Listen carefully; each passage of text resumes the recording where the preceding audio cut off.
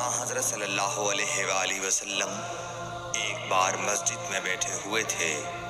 اتنے میں ایک شخص اونٹ پر سوار ہو کر آیا اور اونٹ کو مسجد میں بٹھا کر باندھ دیا۔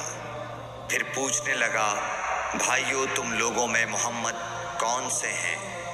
حضرت صلی اللہ علیہ وسلم اس وقت لوگوں میں تکیہ لگائے بیٹھے ہوئے تھے۔ ہم نے کہا، حضرت محمد صلی اللہ علیہ وسلم یہ سفید رنگ والے بزرگ ہیں جو تکیہ لگائے ہوئے تشریف فرما ہے۔ تب وہ آپ سے مخاطب ہوا کہ اے عبد المطلب کے فرزند، آپ صلی اللہ علیہ وسلم نے فرمایا، کہو میں آپ کی بات سن رہا ہوں۔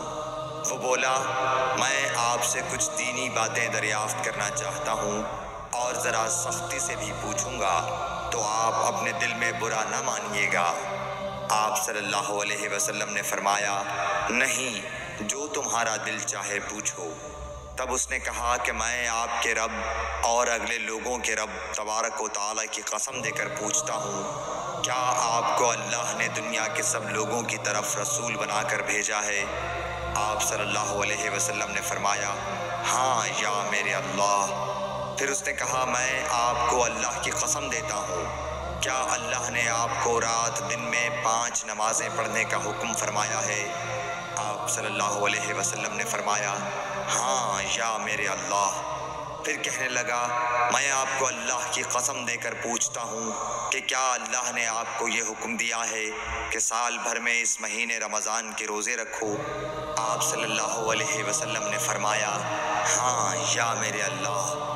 پھر کہنے لگا، میں آپ کو اللہ کی قسم دے کر پوچھتا ہوں کہ کیا اللہ نے آپ کو یہ حکم دیا ہے کہ آپ ہم میں سے جو مالدار لوگ ہیں ان سے زکوٰۃ وصول کر کے ہمارے محتاجوں میں بانٹ دیا کریں؟